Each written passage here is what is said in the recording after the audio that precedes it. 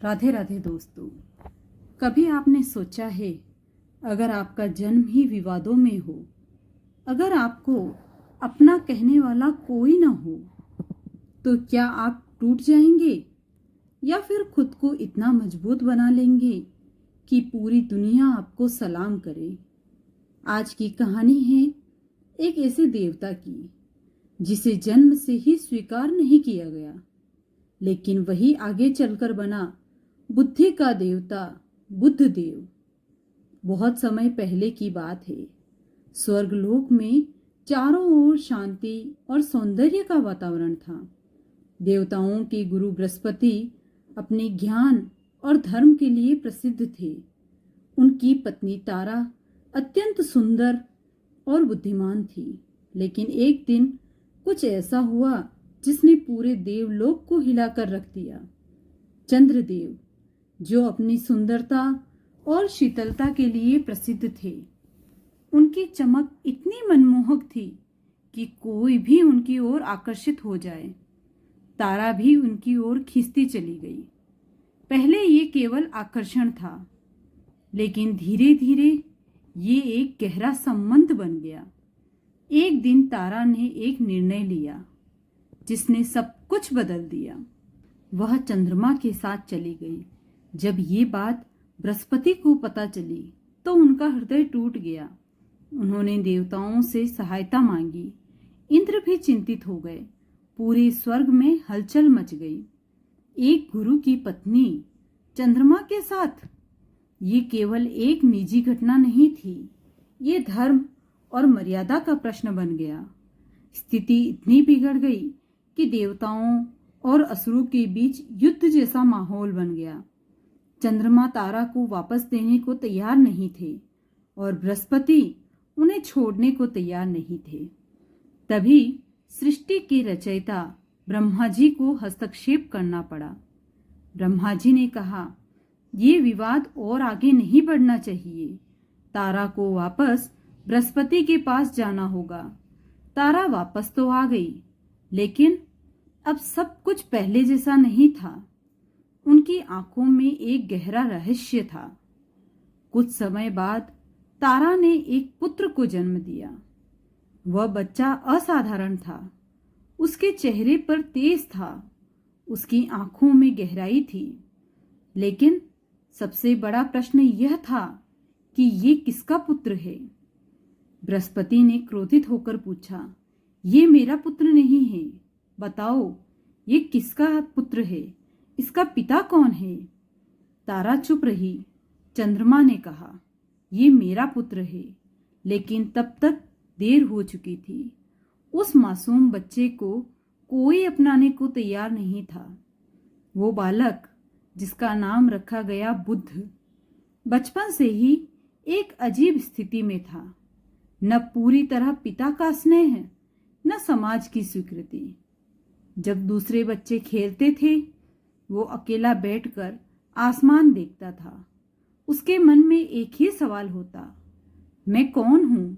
एक दिन बुद्ध अपनी माँ तारा के पास गया। आंखों में आंसू लिए उसने पूछा, माँ, क्या मैं सच में किसी का नहीं हूं। तारा का दिल टूट गया, लेकिन वह सच कहने की हिम्मत नहीं जुटा पाई। उसी दिन बुद्ध ने एक निर्णय लिया, अगर दुनिया मुझे नहीं पहचान देती तो मैं खुद अपनी पहचान बनाऊंगा। छोटी सी उम्र में ही बुद्ध जंगल की ओर निकल पड़ा। वहां उसने कठोर तपस्या की। दिन बीतते गए, रातें बीतती गई। बारिश, तूफान, ठंड, कुछ भी उसे रोक नहीं पाया। जंगल की गहराइयों में जहां सिर्फ सन्नाटा था, वहीं बैठा था एक छोटा सा बालक बुद्ध। न कोई सहारा, न कोई मार्गदर्शन, बस एक ही लक्ष्य, मुझे अपनी पहचान बनानी है। दिन बीतते गए, तपस्या और कठिन होती गई। वह बिना हिले बैठा रहता, भीगते हुए भी मंत्र जप करता।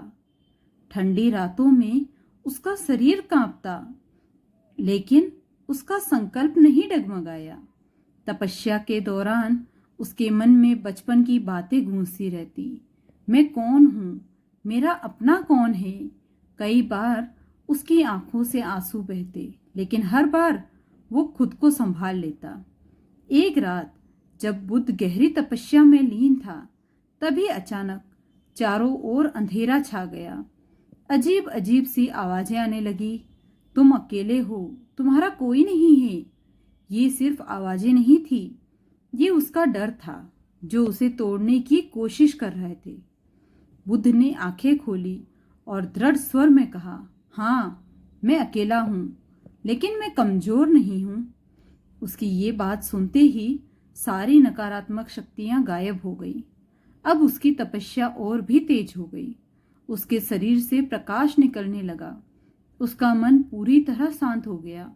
देवताओं ने भी उसकी तपस्या को महसूस करना शुरू कर दिया।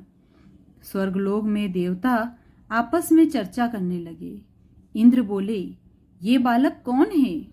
इसकी तपस्या इतनी शक्तिशाली क्यों है?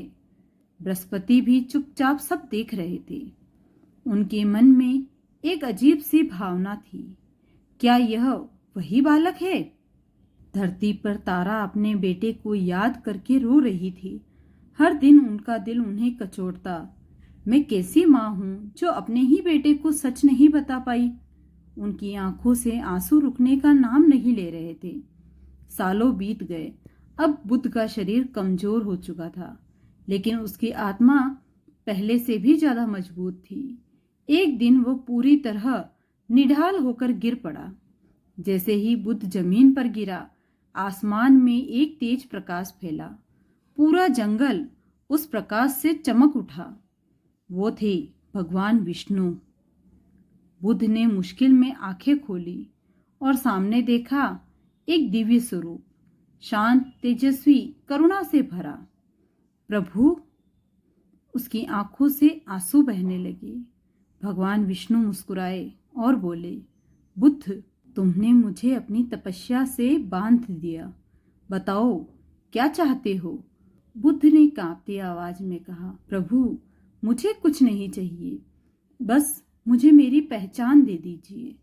मुझे यह जानना है कि मैं कौन हूं। भगवान विष्णु ने कहा, बुद्ध, तुम्हारी पहचान तुम्हारे जन्म से नहीं, तुम्हारे कर्म से होगी। जिसे दुनिया ने ठुकराया, उसे मैं इतना ऊंचा उठाऊंगा कि पूरी सृष्टि उसका सम्मान करेगी। भगवान विष्णु ने उसे आशीर्वाद दिया, तुम बुद्धि के देवता बनोगे। तुम्हारा स्थान नवग्रहों में होगा।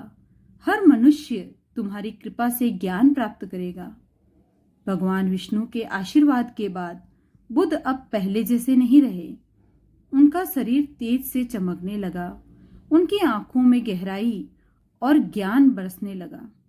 अब वह सिर्फ एक बालक नहीं थे, वह बन चुके थे ज्ञान और बुद्धि का स्वरूप। धीरे धीरे उनकी तपस्या और वरदान की खबर पूरे लोकों में फैल गई। देवता आश्चर्य में थे। ऋषि मुनि उनका सम्मान करने लगे। ये वही बालक है जिसे कभी किसी ने अपनाया नहीं।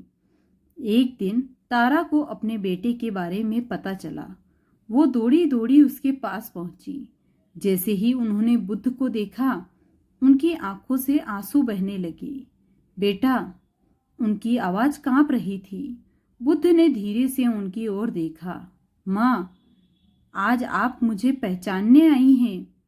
तारा रोते हुए बोली, मुझे माफ कर दो, मैंने तुम्हें अकेला छोड़ दिया। मैं सच कहने की हिम्मत नहीं जुटा पाई।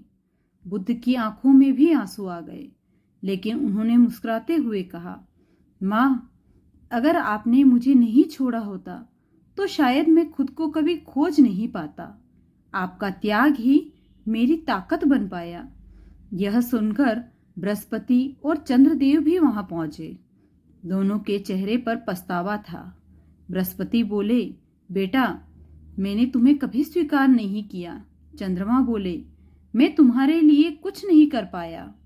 दोनों ने बुद्ध देव से क्षमा मांगी। बुद्ध देव ने दोनों की ओर देखा और शांत स्वर में कहा, जिसे मैं बदल नहीं सकता उसे मैं माफ कर सकता हूँ। आज मैं आप दोनों को क्षमा करता हूँ। उस क्षण पूरा वातावरण भावुक हो गया। तभी आकाश में एक दिव्य आवाज आई, बुद्ध, अब समय आ गया है। तुम्हारे स्थान ग्रहण करने का। आकाश में प्रकाश फैल गया और बुद्ध को नवग्रहों में स्थान प्राप्त हुआ। अब वह बन चुके थे बुद्धि, ज्ञान और वाणी के देवता बुद्ध देव। लोग उनकी पूजा करने लगे, उनसे आशीर्वाद मांगने लगे। जहाँ भी ज्ञान की आवश्यकता होती है वहाँ बुद्ध देव का स्मरण किया जाता है। विद्यार्थी उन्हें याद करते हैं, व्यापारी उनका आशीर्वाद लेते हैं, वक्ता उनकी कृपा से वाणी पाते हैं। एक समय था जब वह पूछते थे मैं कौन हूँ, और आज उन्हें पूरी दुनिया जानती है। दोस्तों, अगर जिंदगी आपको ठुकरा दे तो टूटना मत, क्योंकि वही ठुकराया हुआ इंसान एक दिन दुनिया की पहचान बन सकता है। जन्म नहीं, कर्म आपकी पहचान बनाते हैं। दर्द को कमजोरी नहीं, ताकत बनाइए। और सबसे बड़ी बात, क्षमा में ही सबसे बड़ी शक्ति होती है। अगर आपको ये कहानी पसंद आई हो तो वीडियो को लाइक करें, चैनल को सब्सक्राइब करें और कमेंट में ज़रूर बताएं। जय बुद्ध देव।